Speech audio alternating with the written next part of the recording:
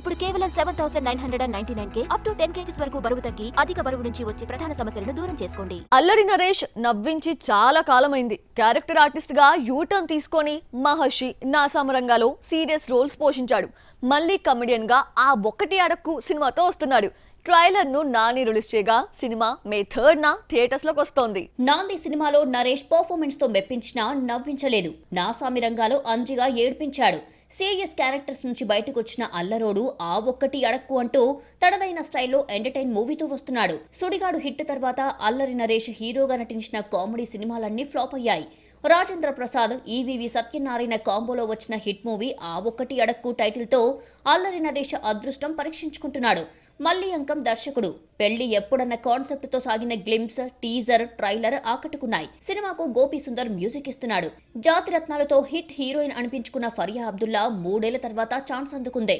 ఆ ఒక్కటి అడక్కులో అల్లరి నరేష్ తో జతకట్టింది. జాతిరత్నాలు హిట్ అయినా రాని ఆఫర్స్ ఆ ఒక్కటి అడక్కు రిలీజ్ తర్వాత అందుకుంటుందేమో చూడాలి మరి.